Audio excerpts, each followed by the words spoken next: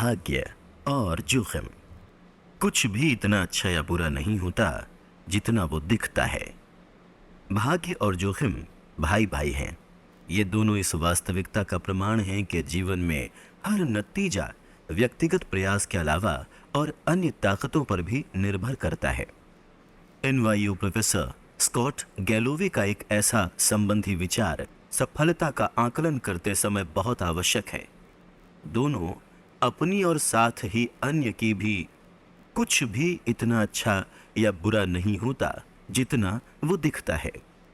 Bill Gates विश्व के उस एकमात्र हाई स्कूल में गए जहां कंप्यूटर था। सिएटल से कुछ ही दूरी पर स्थित लेक साइड स्कूल में कंप्यूटर कैसे आया, ये कहानी अद्भुत है। बिल डूगल द्वितीय विश्व युद्ध में एक समुद्री विमान चालक थे जो बाद में हाई स्कूल में गणित और विज्ञान के अध्यापक बन गए। वो मानते थे कि किताबी ज्ञान बिना वास्तविक अनुभव के काफी नहीं। वो ये भी समझते थे कि कॉलेज में पहुंचने के समय हमें कंप्यूटर की कुछ जानकारी की आवश्यकता होगी। स्वर्गीय माइक्रोसॉफ्ट सह संस्थापक पॉल एलन ने याद करते हुए कहा था, सन 1968 में डूगल ने lake side school mothers club से निवेदन किया कि वो अपनी वार्षिक फुटकर बिक्री से होने वाली आय लगभग $3000 से एक टेलीटाइप मॉडल 30 कंप्यूटर लीज पर लें जो टाइम शेयरिंग यानी समय सहभाजन के लिए general electronic main frame terminal से जुड़ा हो। टाइम शेयरिंग का सिद्धांत सन 1965 में जाकर आविष्कृत हुआ। गेट्स ने बाद में कहा, कोई निश्चय ही काफी दूरदर्शी था। अधिकतर यूनिवर्सिटी ग्रेजुएट स्कूलों के पास इतना एडवांस कंप्यूटर नहीं था जैसा 8वीं कक्षा में बिल गेट्स के पास था, और गेट्स को उससे बेतहाशा लगाव था। गेट्स सन 1968 में 13 वर्ष के थे जब वो अपने क्लासमेट पॉल एलन से मिले। एलन को भी स्कूल का कंप्यूटर इस्तेमाल करने का बहुत जुनून था और दोनों मिलते ही गहरे मित्र बन गए। लेक साइड का कंप्यूटर वहां के जनरल करिकुलम का भाग नहीं था। ये एक इंडिपेंडेंट स्टडी प्रोग्राम था।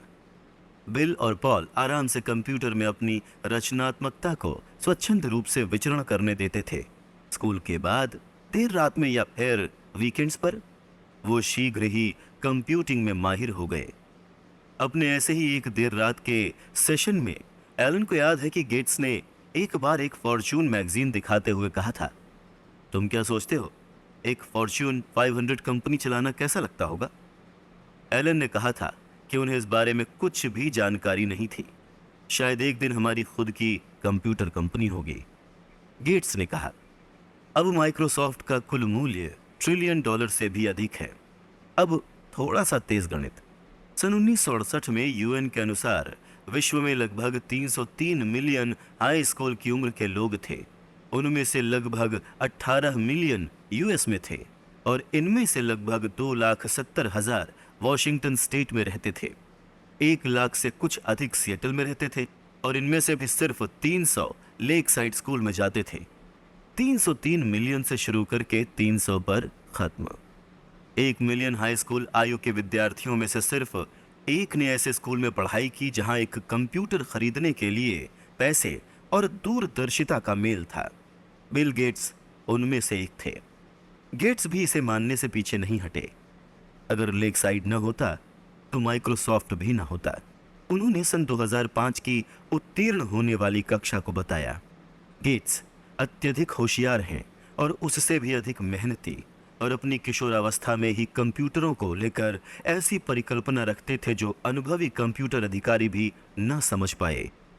साथ ही लेक साइड स्कूल में जाने के कारण उन्हें 1 मिलियन में से एक वाली शुरुआत की बढ़त भी मिली।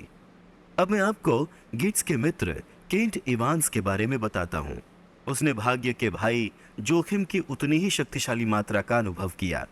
बिल गेट्स आर पॉल एलन का नाम माइक्रोसॉफ्ट की सफलता के कारण घर घर में प्रसिद्ध हो गया, लेकिन लेक साइड में इन कंप्यूटर में टैलेंटेड पर्सन हाई स्कूल किशोरों के ग्रुप का एक और तीसरा सदस्य था। बिल गेट्स और केंट इवांस 8वीं कक्षा में घनिष्ठ मित्र बन गए। गेट्स के कथनानुसार इवांस कक्षा में सर्वश्रेष्ठ छात्र था। दोनों हद से ज्यादा फोन पर बात किया करते थे।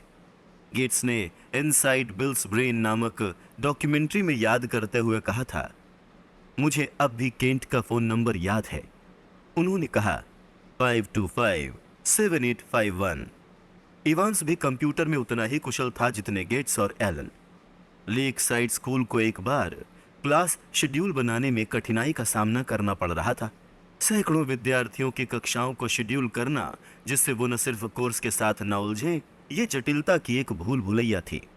स्कूल ने बिल और केंट को, जो खुद बच्चे थे, ये काम सौंपा कि वो एक ऐसा कंप्यूटर प्रोग्राम बनाए जो इस समस्या को सुलझा सके, और ये काम कर गया।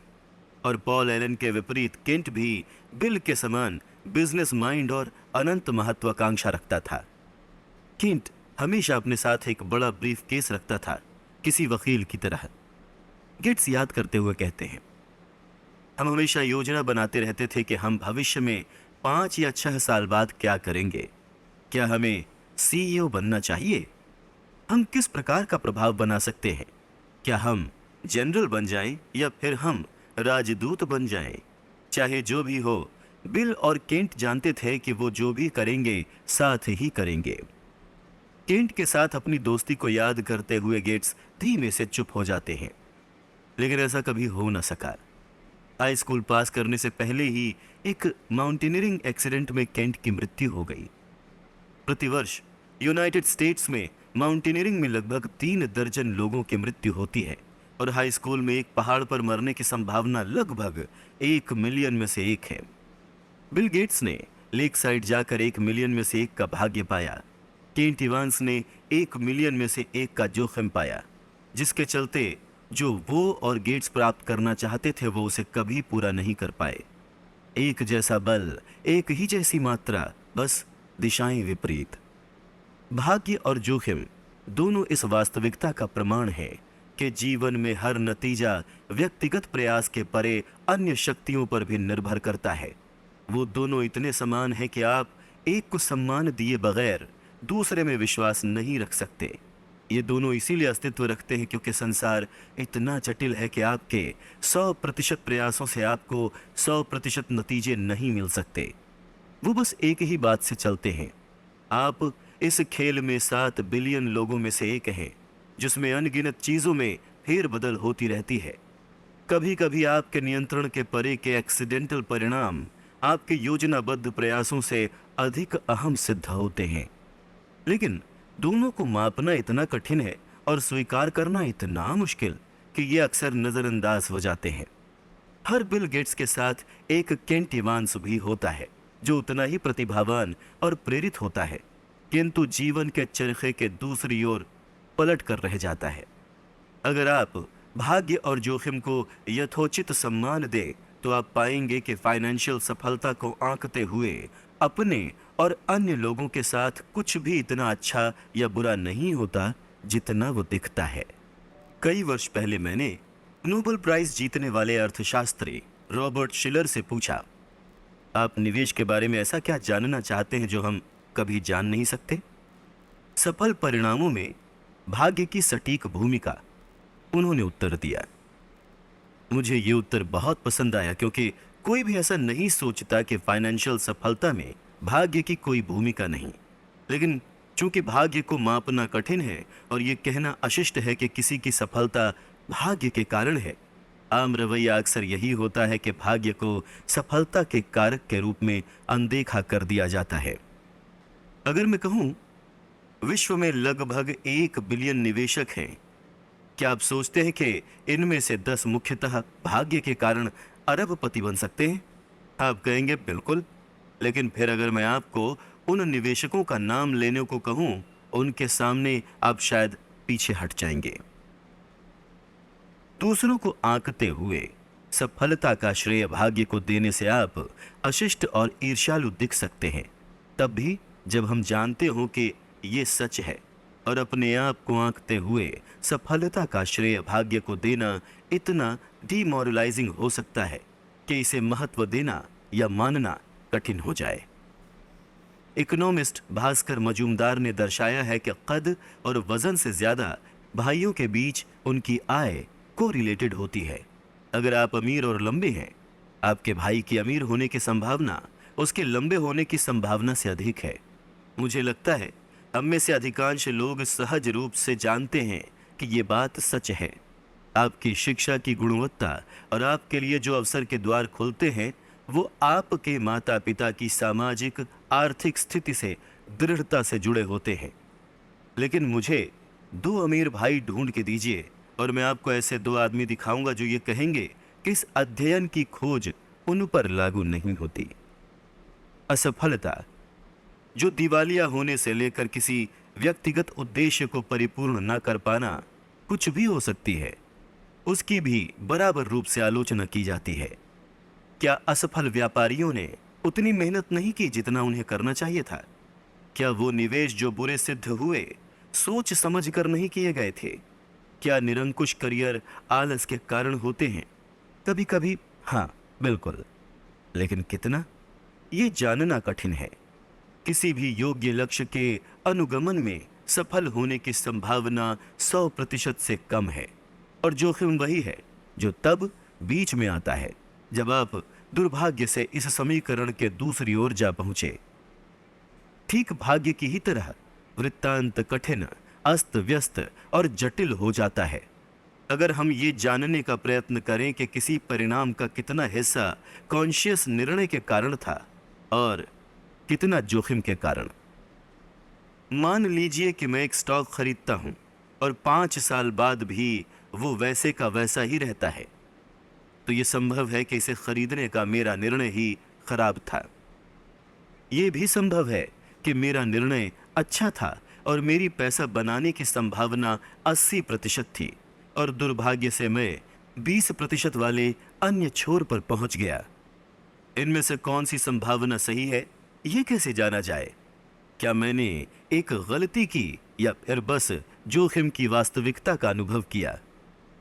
आंकड़ों की सहायता से यह आंकना संभव है कि कुछ निर्णय समझदारी भरे थे या नहीं, लेकिन वास्तविक संसार में दिन प्रतिदिन हम ऐसा नहीं करते। ये बहुत कठिन है। हम सादी कहानियों को प्रेफर करते हैं जो आसान जरूर होती हैं लेकिन अक्सर बुरी तरह से मिसलीडिंग भी होती है। निवेशकों और अग्रणी उद्योगपतियों के साथ अनेक वर्ष गुजारने के बाद मैंने जाना है कि किसी दूसरे की असफलता के लिए आमतौर पर खराब निर्णयों को उत्तरदायी ठहराया जाता है, जबकि आप अपनी खुद की असफलताओं को अक्सर जोखिम के बुरे पहलू के कारण हुआ मानते हैं। आपकी असफलताओं को आंकते हुए मैं संभवतः कारण और प्रभाव की एक सीधी सादी कहानी पसंद करूंगा, क्योंकि मैं नहीं जानता कि आपके दिमाग में क्या चल रहा है।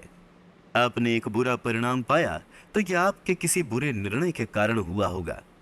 ये कहानी मुझे सबसे अधिक समझ में आती है, लेकिन जब मैं खुद को आंकता हूं तो मैं एक नैरेटिव रच सकता हूं जिसके सहारे मैं अपने निर्णयों को सही ठहराकर बुरे परिणामों को जोखिम के मत्थे मढ़ सकूं। फोर्ब्स मैगजीन का कवर ऐसे गरीब निवेशकों की सराहना नहीं करता जिन्होंने निर्णय तो समझदारी भरे लिए किंतु दुर्भाग्यवश जिन्हें जोखिम का बुरा पहलू झेलना पड़ा, लेकिन यह ऐसे अमीर निवेशकों का गुणगान अवश्य करता है जिन्होंने ठीक ठाक या फिर लापरवाही वाले निर्णय लिए लेकिन भाग्यशाली निकले। दोनों ने एक ही सिक्का उछाला, लेकिन उसके गिरते समय बाजी पलट गई। इसका खतरनाक पहलू यह है कि हम सब पैसे के बारे में ये जानने का प्रयत्न कर रहे हैं कि क्या काम करता है और क्या नहीं, कौन सी निवेश नीतियां काम करती हैं, कौन सी नहीं, कौन सी उद्योग नीतियां काम करती हैं, कौन सी नहीं। आप अमीर कैसे बनते हैं, आप गरीब होने से कैसे बच सकते हैं। हम सफलताओं और असफलताओं की समीक्षा करके ये पाठ सीखने का प्रयास कर रहे हैं और कह रहे हैं वही करो जो इसने किया, जो उसने किया उससे बचो। अगर हमारे पास कोई जादुई छड़ी होती तो हम जान पाते कि इन परिणामों का कितना प्रोपोर्शन ऐसे कार्यों के कारण है जो दोहराए जा सकते हैं, बनाम अनियमित जोखिम और भाग्य की भूमिका जो इन कार्यों को इस या उस ओर धकेल देते हैं। लेकिन हमारे पास कोई जादुई छड़ी नहीं है। हमारे पास दिमाग है जिसे अधिक बारीकी के बगैर सरल उत्तर चाहिए। इसीलिए उन विशेषताओं को पहचानना जो हमें अपनानी चाहिए या जिनसे बचना चाहिए बेहद कठिन हो सकता है। अब मैं आपको एक और कहानी सुनाता हूँ।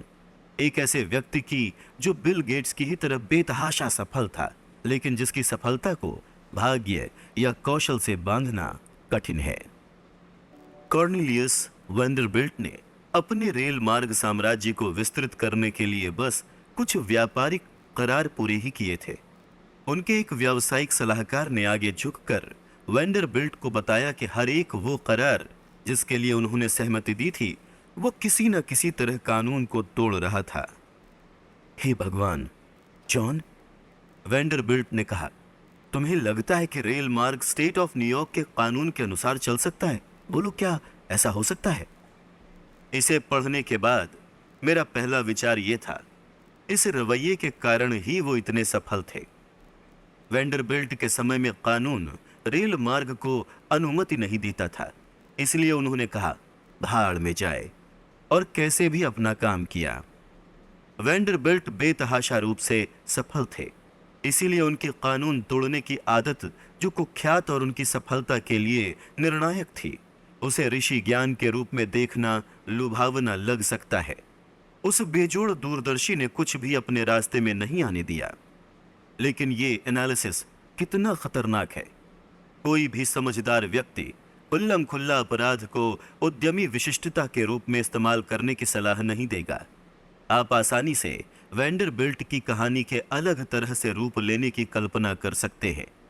एक नियम विरोधी जिसकी नई कंपनी एक अदालत के आदेश से धराशायी हो गई। इसीलिए यहां पर एक समस्या है। आप वेंडरबिल्ट की कानून तोड़ने के लिए उतनी ही प्रशंसा कर सकते हैं जितने कि आप एनरॉन की इसके लिए आलोचना करते हैं। शायद इनमें से एक भाग्यवश कानून के हाथों से बच निकला, जबकि दूसरा जोखिम के छोर पर जा पहुंचा। जॉन डी रॉकफेलर की कहानी भी ऐसी ही है। उनका बार बार कानून की आंखों में धूल झोंकना। एक न्यायाधीश ने एक बार उनकी कंपनी को आम चोर के समान कहा था। इतिहासकारों द्वारा अक्सर शातिर व्यवसाय होशियारी के रूप में दर्शाया गया है।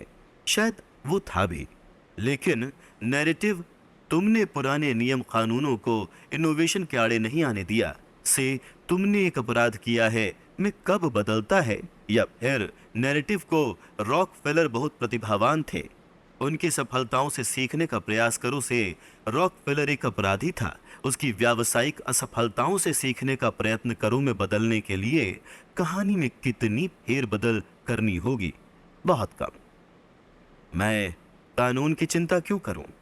वेंडरबिल्ट ने एक बार कहा था, क्या मेरे पास शक्ति नहीं है? उनके पास थी और उन्होंने काम भी किया, लेकिन उन शब्दों की किसी ऐसी कहानी के अंतिम शब्दों के रूप में कल्पना करना काफी आसान है जिसका परिणाम बिल्कुल अलग हो। निडरता और लापरवाही के बीच की रेखा बहुत महीन हो सकती है। जब हम भाग्य और जोखिम को उनका उचित लेखा न दें तो वो अदृश्य हो सकते हैं। बेंजामिन ग्रैहम अब तक के महानतम निवेशक, मूल्य निवेश के जनक और वॉरेन बफे के शुरुआती गुरु के रूप में जाने जाते हैं। लेकिन बेंजामिन ग्राहम की अधिकांश निवेश सफलता GEICO स्टॉक के एक बड़े भाग का स्वामी होने के कारण थी, जिसने उनके खुद के अनुसार हर उस विविधीकरण का नियम तोड़कर रख दिया जिसे ग्राहम ने खुद अपने प्रसिद्ध मूल ग्रंथों में लिखा था। यहाँ निर्भीकता और लापरवाही के बीच की महीन रेखा कहाँ स्थित है, मुझे नहीं पता। ग्राहम ने अपने GEICO बोनेंजा के बारे में लिखा, एक भाग्यशाली मौका या एक अत्यंत समझदारी वाला निर्णय, क्या हम इनके बीच का अंतर बता सकते हैं? आसानी से नहीं। इसी प्रकार हम सोचते हैं कि मार्क जुकरबर्ग प्रतिभावान है क्योंकि उन्होंने याहू के 2006 के $1 बिलियन में उसकी कंपनी खरीदने के प्रस्ताव को अस्वीकार कर दिया। उन्होंने भविष्य को बूझा और अपनी बात पर डटे रहे। लेकिन लोग माइक्रोसॉफ्ट द्वारा खरीदे जाने के प्रस्ताव को ठुकराने के लिए याहू की उतनी ही आलोचना करते हैं। इन मूर्खों को समय रहते पैसे बटोर लेने चाहिए थे। उद्यमियों के लिए यहाँ क्या सबक है, मुझे बिल्कुल अंदाजा नहीं, क्योंकि भाग्य और जोखिम की स्पष्ट व्याख्या करना कठिन है। इसके और भी कितने ही उदाहरण हैं। अनगिनत सौभाग्य और सफलताएं लेवरेज का परिणाम हैं। सर्वश्रेष्ठ और सबसे बुरे प्रबंधक अपने कर्मचारियों को जितना हो सके उतना बाध्य करते हैं। ग्राहक हमेशा सही होता है और ग्राहक नहीं जानते कि उन्हें क्या चाहिए, दोनों स्वीकृत व्यावसायिक ज्ञान है। इंस्पायरिंगली बोल्ड और मूर्ख लापरवाह के बीच की रेखा की मोटाई मात्र 1 मिलीमीटर भी हो सकती है, जिसे बस पश्च दृष्टि से देखा जा सकता है। भाग्य और जोखिम एक दूसरे की कार्बन कॉपी है। ये कोई ऐसी समस्या नहीं जिसे आसानी से सुलझाया जा सके। जब हम वित्त प्रबंधन की सर्वश्रेष्ठ शैली के बारे में सीखने का प्रयास करते हैं, तो भाग्य क्या है, कौशल क्या है और जोखिम क्या है, ये पहचानना सबसे कठिन समस्या है। लेकिन ऐसी दो बातें हैं जो आपको बेहतर दिशा दिखा सकती हैं। ध्यान रखें कि आप किसकी प्रशंसा और सराहना करते हैं। इस बात का भी ध्यान रखें कि आप किसे नापसंद करते हैं और उसके जैसा नहीं बनना चाहते। या फिर ध्यान रखिए, जब आप ये मानने चलें कि 100% परिणाम प्रयासों और निर्णयों पर निर्भर करते हैं। मेरे बेटे के जन्म के बाद मैंने उसे एक पत्र लिखा, जिसका एक हिस्सा कुछ ऐसा था। कुछ लोग ऐसे परिवारों में जन्म लेते हैं जहां शिक्षा को बढ़ावा दिया जाता है, जबकि कुछ अन्य इसके विरुद्ध होते हैं। कुछ का जन्म समृद्ध अर्थव्यवस्था में होता है जहां एंटरप्रेन्योरशिप को बढ़ावा दिया जाता है, जबकि कुछ का जन्म युद्ध और अभाव में होता है। मैं तुम्हें सफल होते देखना चाहता हूं और मैं चाहता हूं कि तुम इसे खुद हासिल करो।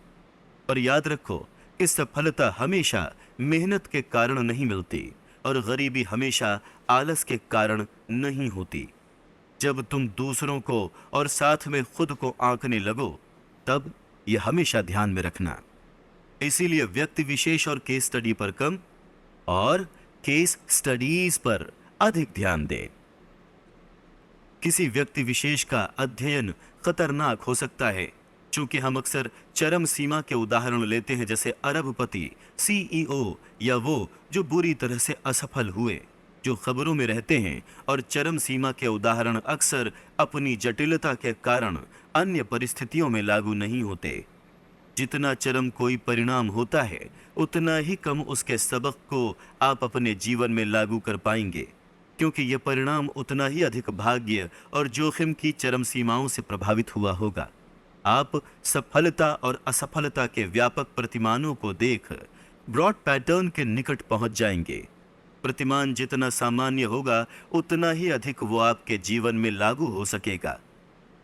वॉरेन बफे की निवेश सफलता का अनुकरण कर पाना कठिन है, क्योंकि उनके परिणाम इतने चरम हैं कि उनकी आजीवन उपलब्धियों में भाग्य की भूमिका संभवतः बहुत अधिक है। और भाग्य कोई ऐसी चीज नहीं जिसका विश्वसनीयता से अनुकरण किया जा सके। लेकिन जैसा कि हम अध्याय 7 में देखेंगे, ये समझना कि जो लोग अपने समय पर नियंत्रण रखते हैं वो अधिक खुश रहते हैं, ये एक ब्रॉड और कॉमन ऑब्जर्वेशन है जिसे आप इस्तेमाल कर सकें। मेरे पसंदीदा इतिहासकार फ्रेडरिक लुइस एलन ने अपना करियर एक औसत मध्यस्थ अमेरिकी के जीवन को दर्शाते हुए बिताया। वो कैसे रहते थे, किस प्रकार उनमें बदलाव आया, आजीविका के लिए वो क्या करते थे, खाने में क्या खाते थे वगैरह।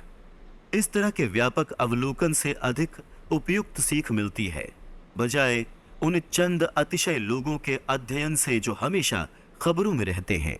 बिल गेट्स ने एक बार कहा था, सफलता एक खराब शिक्षक है। ये होशियार लोगों को ये सोचने को लुभाती है कि वो कभी हार नहीं सकते। जब सब बहुत अच्छा चल रहा होता है, समझिए कि ये इतना अच्छा भी नहीं जितना आपको लग रहा है।